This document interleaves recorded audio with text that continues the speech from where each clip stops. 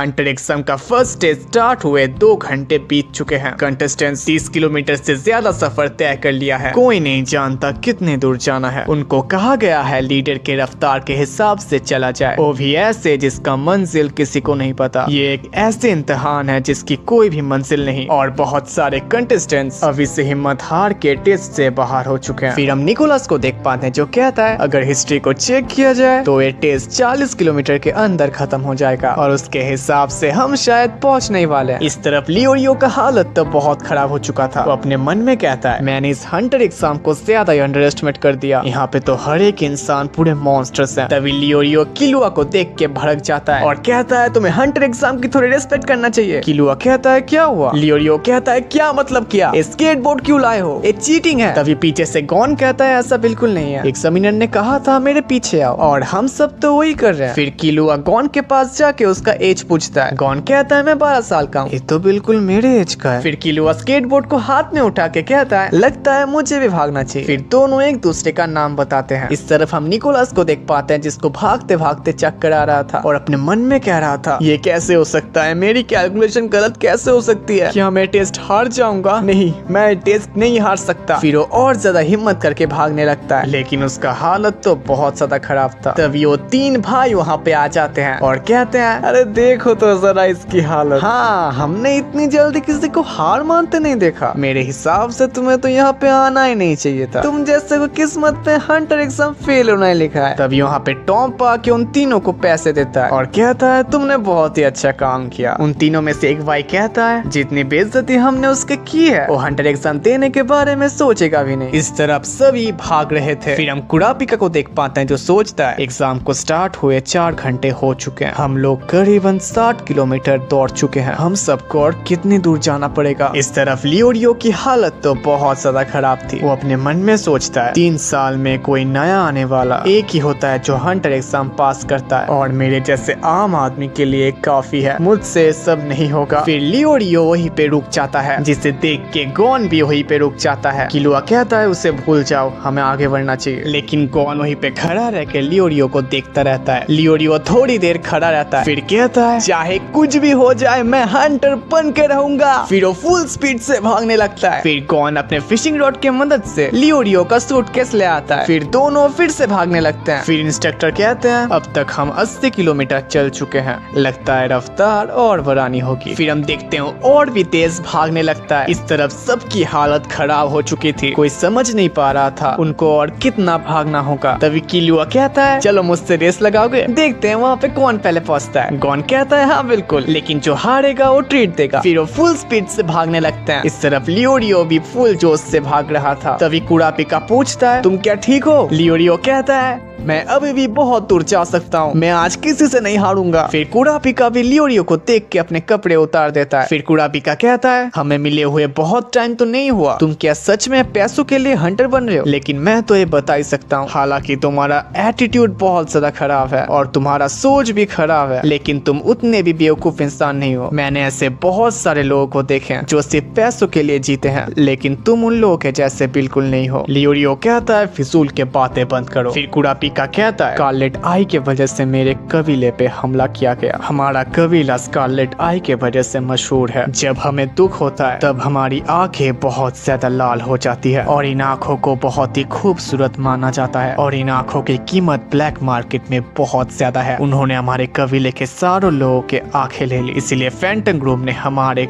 कबीले पे हमला किया था। मैं आज भी वो दिन नहीं भूल सकता। मैंने उसी दिन कसम खा ली फैंटम ग्रुप को नहीं छोड़ूंगा, मैं उन सब से उन आंखों का बदला जरूर लूंगा। अगर मैं हंटर बन गया तो मैं ब्लैक मार्केट का इंफॉर्मेशन पा पाऊंगा। लियोरियो कहता है इसके लिए तुम्हारे अपने प्राइड को खत्म करना होगा, मैं इसीलिए हंटर बनना चाहता हूँ। कुरापिका कहता है मेरे कबीले के आगे मेरा प्राइड कुछ भी नहीं है। तभी लियोरियो कहता है मेरा ऐसा कोई भी मकसद नहीं है, मुझे बस पैसे चाहिए। कुरापिका कहता है झूठ मत बोलो, तुम्हें क्या सच में लगता है पैसों से सब कुछ हासिल किया जा सकता है? ये तुम्हारी बहुत गलत फहमी है। लियोरियो कहता है हाँ, पैसों से सब कुछ हासिल किया जा सकता है, ऐसा कि लोगों की जान भी खरीदा जा सकता है। कुरापिका कहता है सोच समझ के बात करो, अगर मेरे कबीले की इंसल्ट की तो मैं तुम्हें नहीं छोड़ूंगा। लियोरियो कहता है क्या हुआ, मैंने कुछ गलत कहा है क्या? अगर मेरे पास पैसे होते तो मेरा दोस्त कभी नहीं मरता। फिर लियोरियो अपने पास्ट की स्टोरी बताने लगता है। उसका दोस्त बहुत ही ज्यादा बीमार था और इलाज के लिए बहुत सारे पैसों की जरूरत थी, लेकिन पैसे ना होने के वजह से उसका दोस्त उसे छोड़ के चला गया। लियोरियो कहता है मैं डॉक्टर बनूंगा और उन बच्चों का इलाज करूंगा, जिससे कि एक दिन जाके मैं अपने दोस्त के माँ बाप को ये बताऊं। मैं चाहता था सबको फ्री में इलाज करूं, यही है मेरा सपना। लेकिन इस सोसाइटी को देखो, मुझे डॉक्टर बनने के लिए बहुत सारे पैसे चाहिए। ये पूरी दुनिया से पैसों में चलती है, इसीलिए मुझे सिर्फ पैसे चाहिए, पैसे। तब यहाँ पे गॉन आ जाता है और कहता है तुम दोनों से गोल पे मिलते हैं। फिर किलुआ कहता है तुम थक गए हो ओल्ड मैन, जिससे लियोरियो भड़क के कहता है लग तुम लोगों को किसने कहा, मैं भी तुम लोगों की तरह टीनेजर हूँ। इस तरह बहुत सारे लोग अपना हिम्मत खो चुके थे, लेकिन एक बात आपने नोटिस किया, गॉन और किलुआ आसानी से दौड़ रहे थे, उन लोगों को थोड़ा भी पसीना भी नहीं आया था। फिर किलुआ कहता है मैं तुम्हारे स्पीड से बहुत इम्प्रेस हुआ हूँ गॉन, और मैं भी, बाकी सब बहुत स्लो है। मैंने हंटर एग्जाम को जितना मुश्किल सोचा था ये उतना मुश्किल नहीं है। फिर गॉन कहता है तो हंटर क्यों बनना चाहते हो? किलुआ कहता है मुझे हंटर बनने में कोई इंटरेस्ट नहीं है, मैंने सुना था एग्जाम बहुत ही ज्यादा हार्ड होता है, इसलिए मैंने सोचा क्यों ना इस पे हिस्सा लिया जाए, लेकिन मैं बहुत ज्यादा डिसअपॉइंट हुआ। और तुम्हारा क्या, तुम क्यों हंटर बनना चाहते हो? गॉन कहता है असल में मेरे डैड हंटर है, इसी वजह से मैं भी उनकी तरह हंटर बनना चाहता हूँ। गॉन कहता है मुझे नहीं पता। किलुआ कहता है वो किस तरीके के हंटर है? किलुआ कहता है ये तो बहुत ही अजीब बात है, लेकिन तुम्हें उनके बारे में कुछ भी नहीं पता, तुम अपने डैड की तरह बनना चाहते हो। गॉन कहता है मैं मीटू आंटी के साथ रहता हूँ, इसलिए मैंने अपने डैड को सिर्फ पिक्चरों में देखा है। मेरे डैड ने भी 12 साल की उम्र में हंटर एग्जाम दिया था और उन्होंने पास भी कर लिया था, फिर वो एक हंटर बन गए थे, फिर वो मुझे और मेरे आइलैंड को छोड़ के चले गए। बस इसीलिए मुझे जानना है उन्होंने ऐसा क्यों किया, जिसे देख के सभी जोश के साथ दौड़ने लगते हैं। एग्जामिनर अपने मन में सोचते हैं देखते हैं इनमें से कौन कौन यहाँ पे पहुँच पाता है, और वो जैसे पीछे मुड़ते हैं वो देखते हैं गॉन और किलुआ एक साथ वहाँ पे आ जाते हैं। गॉन कहता है मैं जीत गया, किलुआ कहता है नहीं मैं जीता हूँ, और इसी बात में दोनों झगड़ने लगते हैं। लेकिन एग्जामिनर इन दोनों को बच्चों को देख के बहुत ज्यादा हैरान हो चुके थे। गॉन फिर कहता है आपको क्या लगता है हम में से कौन जीता है? एग्जामिनर कहता है मेरे हिसाब से तुम दोनों एक साथ यहाँ पे पहुँचे हो। फिर गॉन कहता है इसका मतलब मुझे तुम्हारे लिए खाना खरीदना होगा और तुम्हें भी मेरे लिए खाना खरीदना होगा, जो सुन के किलुआ बहुत कंफ्यूज हो जाता है। फिर गॉन कहता है मिस्टर सतोत्सु, क्या यही से एग्जाम का सेकंड फेज स्टार्ट होने वाला है? नहीं,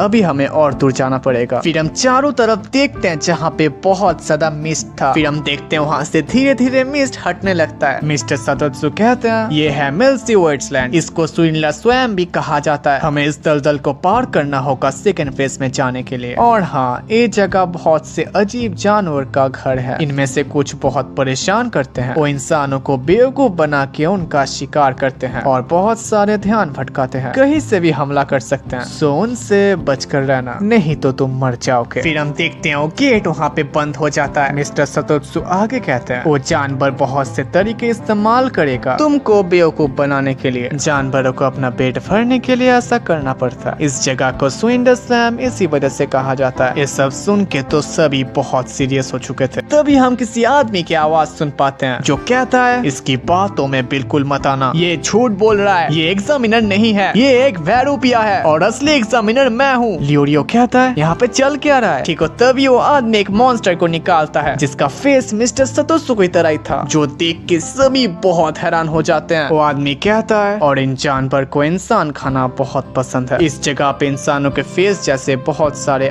मॉन्स्टर मौजूद हैं और इनके हाथ बहुत ही ज्यादा पतले होते हैं, दिखने में बहुत कमजोर नजर आते हैं, इसीलिए इंसानों के शकल में आते हैं और उनको बेवकूफ बना के उनका शिकार करते हैं। जो सुन के हांसो कहता है मुझे लग ही रहा था, इसके चलने का अंदाज बिल्कुल भी इंसान जैसा नहीं था। तभी कोई उस आदमी और मिस्टर सतोत्सु तो उसे पकड़ लेते हैं कि ऊपर ताश के पत्तों से हमला करता है, लेकिन वो आदमी वहीं पे मर जाता है और उन्हें मारने वाला और कोई नहीं मैजिशियन हिसोका था। वो कहता है सच सामने आ गया, फैसला हो चुका है, रियल एग्जामिनर तुम ही हो। जो सुन के सभी फिर से शॉक हो जाते हैं। फिर वो मॉन्स्टर भी वहाँ से उठ के वहाँ से भाग जाता है। हिसोका आगे कहता है एग्जामिनर्स भी एक हंटर होते हैं, कमिटी उनको एग्जाम लेने का काम सौंपती है और वो भी बगैर पैसों के। हर वो शख्स जो हंटर का टाइटल हासिल कर चुका होगा वो मेरे इस अटैक से बच जाएगा, जैसे इस एग्जामिनर ने खुद को बचाया। मिस्टर सतोत्सु कहते हैं इतनी तारीफ करने के लिए शुक्रिया, लेकिन अगली बार किसी भी वजह से मुझ पे हमला किया तो मैं तुम्हारी कंप्लेन कर दूंगा, फिर तुम्हें एग्जाम से डिस्क्वालीफाई कर दिया जाएगा, समझ गए? फिर हम देखते हैं बहुत सारे पंछी आके उस लाश को खाने लगते हैं, जो देख के लोग तो बहुत ज्यादा डर जाते हैं। मिस्टर सतोत्सु कहते हैं तुम लोगों को भड़काने की कोशिश, जिससे कि कुछ लोग उनके साथ चले जाए। कहा था ना, ये लोग बहुत चालाक होते हैं। इस तरीके के लोग तुम्हें हर वक्त मिलेंगे, तो जरा होशियार रहना। अगर तुम लोग इस मिस्ट के चक्कर में मुझसे दूर हो गए, लेकिन मुझे पता है यहाँ में से कुछ लोग उस पर भरोसा करके मुझ पे शक कर रहे थे, तब तुम लोग एग्जाम के सेकेंड फेज में कभी पहुँच नहीं पाओगे। ये बात दिमाग में घुसा लो, नहीं तो तुम लोगों के लग जाएंगे। फिर मिस्टर सतोत्सु चलने लगते हैं और बाकी सब भी उनके पीछे पीछे जाने लगते हैं। कुरापिका कहता है इस बार चीजें अलग हैं। लियोरियो कहता है फिर से एक मैराथन, हम दलदल में भाग रहे हैं जिसके लिए बहुत ज्यादा एनर्जी की जरूरत होती है। 404 कैंडिडेट्स में 36 कैंडिडेट्स बाहर हो चुके हैं और बाकी बचे हैं 368, जिसको स्विनलर स्वयं भी कहते हैं। और इनका अगला चैलेंज है मिल्टी वेटलैंड। खतरनाक हंटर एग्जाम